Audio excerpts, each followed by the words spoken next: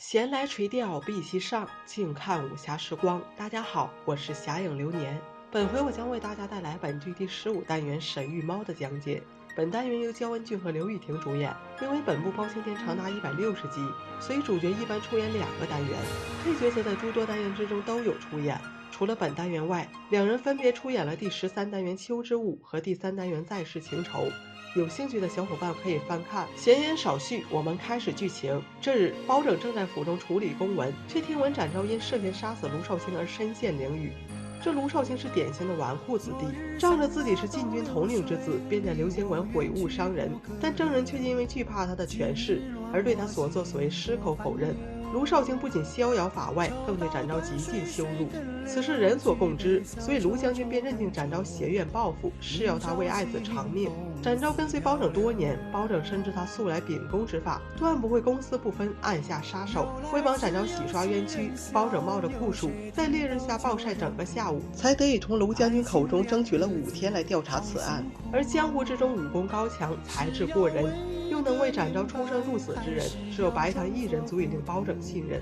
而白玉堂也并未让包拯失望，他心思缜密，无论从哪点分析，展昭都不可能痛下杀手。其一，他虽与展昭相交时日不多，却一见如故。想当初福飞旭、杨云、沈银秋等人都与展昭有过命的交情，但均未因此逃脱国法的制裁。试问展昭又怎会因为一点小小的委屈便公报私仇，置国法公理于不顾？其二，即使退一万步讲，展昭因为一时义气而公报私仇，但卢少卿不仅能够将前来攻擂的众多好手尽数击败，更是将白玉堂的师傅林坤打成重伤。要知道白玉堂的武功可是与展昭不相上下，试问这卢少卿连展昭的3招2式都接不住，又如何能在擂台上所向无敌？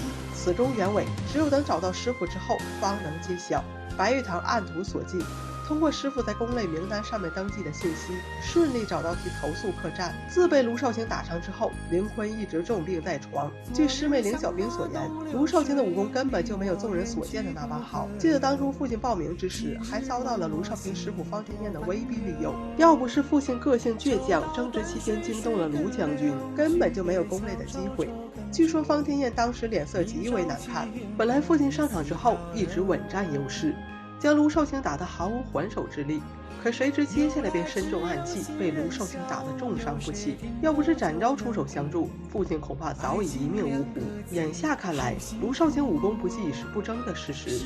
根据查证，凡是当日参加比武之人，均是收了卢少卿的好处，才故意输给他。如今看来，那暗箭伤人之人目的已经很明确，便是让卢少卿胜出。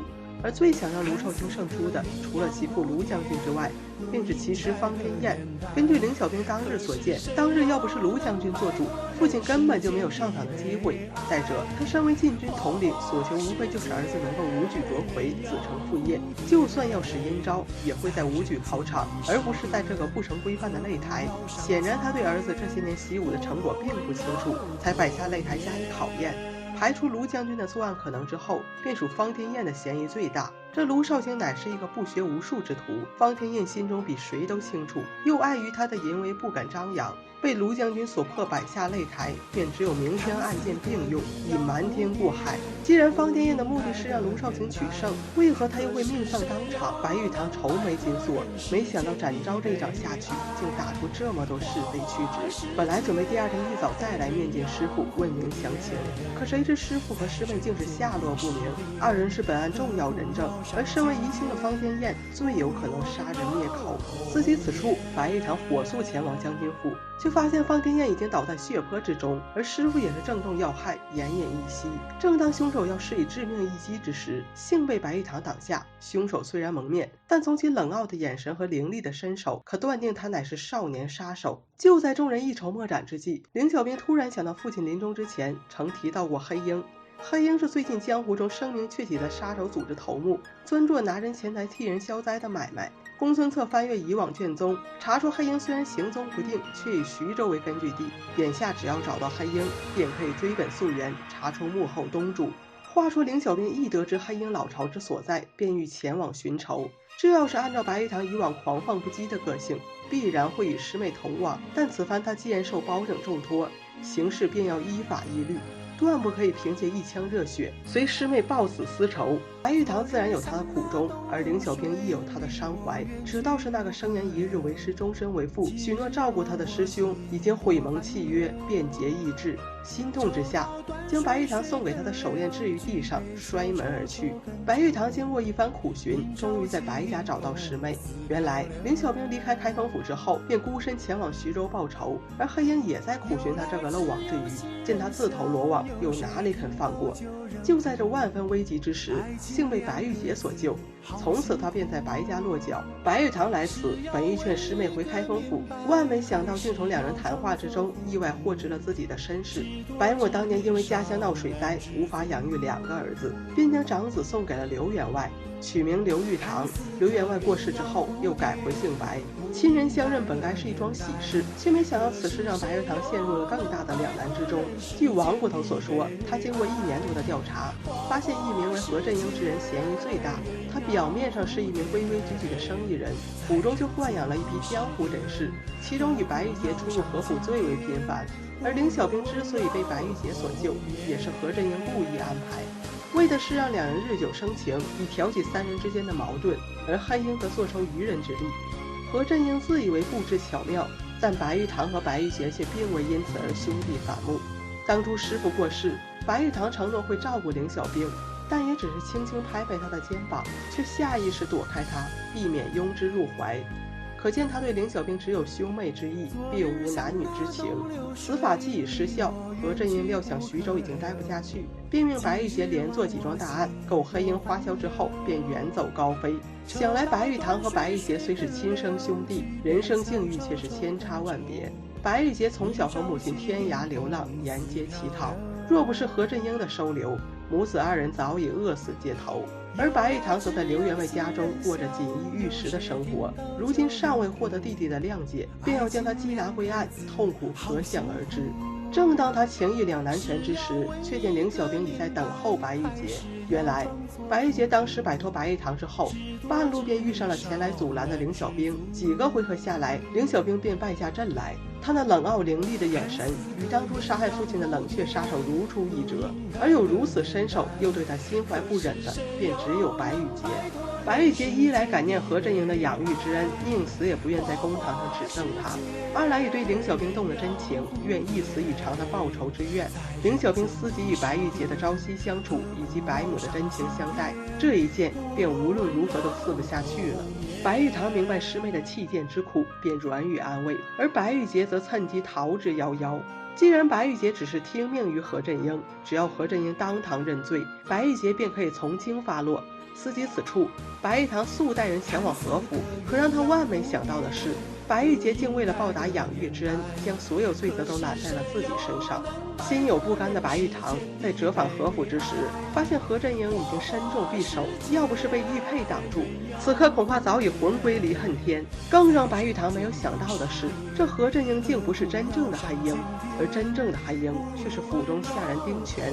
丁权为了掩人耳目，才在明处设下他这个傀儡。而何振英和白玉洁感情深厚，心肠越来越软。丁权见他失去利用价值，又所知甚多，便杀人灭口。而丁权的真正身份，凌小兵在救下从何府逃出的郑轩后便已知晓，此刻已前去捉拿。从何振英口中，包拯得知他是从一个叫王七的中间人那里接下这桩买卖。眼下已到了拨云见日之时，只要找到道士王七，便可查出幕后东主。但接下来的一幕却给包拯泼了一盆冷水。他赶到道观之时，王七已经中毒身亡，而展昭再过2个时辰便要问斩。正当包拯心乱如麻之时，却是峰回路转。原来凌小兵在照顾白母服药之时，猛然间想起自己和父亲被方天燕软禁之时，方天燕在门外指责对方给卢少卿服用过量壮阳药，才致其死亡。凌小兵料想此事对破案必有重大帮助，便特来相告。为救展昭，包拯以项上人头作保，向卢将军申请开棺验尸。正是卢少卿果因药物致死，卢将军也就松了口，同意再给包拯半天时间缉拿真凶。法网恢恢，疏而不漏。王妻虽然遇害，包拯等人却从罐中搜出一封遗书，遗书中已经指明严大人之子严世奇便是本案元凶。当初卢绍兴托严世奇从王妻处寻得壮阳药，但此药性极为峻烈，所以王妻千叮万嘱不可多服。却不想卢绍兴为增强效果，竟一口气推下大半瓶，事后又打了一上午擂台。与展昭交手之时，正赶上药性发作，于是展昭便背上了这个黑锅。为免东窗事发，严世奇便雇黑鹰杀人灭口，只要拖得展昭问斩，此案便可石沉大海。却没想到百密一疏，最后竟还是查到了王妻的头上，他便如法炮制，将王妻毒杀。而王妻在见识方天燕和林辉遇害之后，担心自己早晚也会不及后尘，便提前将案发经过写在纸上。而严大人作为刑部尚书，一身公正廉洁，此番又是他随同包拯为展昭求情，才争取到这半天时间。可让他做梦也没有想到的是，始作俑者竟是自己的亲生儿子。与其将他送至包拯的铡刀之下，倒不如亲手了结。公堂之上，因为丁权才是幕后主使，而何振英和白玉洁皆是受他摆布，所以包拯量刑判丁权斩首，判何振英和白玉洁终身监禁。因为丁权和何振英皆是出谋划策之人，而白玉洁年幼无知，被人利用，所犯之罪在三人之中最轻，只要他表现良好，或是遇上大赦，便可以减轻刑罚。经此一招，白玉洁终于彻悟，认下了白玉堂这个大哥。展昭曾说过，永远不会答应猫鼠决斗，但此番白玉堂为救自己，可谓是赴汤蹈火，便破例将决斗答应下来。在本集之中，白玉堂始终因为师傅的死、师妹的不谅解以及弟弟的不肯相认而郁郁寡欢，唯有面对展昭之时，又恢复往日潇洒。而一向刻板严肃的展昭，也只有在白玉堂面前，才得以展露活泼开朗的一面。两人刀剑相向处，齐刷刷地斩断了那面猫鼠不两立的旗帜。好了，关于神域猫的讲解到此就全部结束了。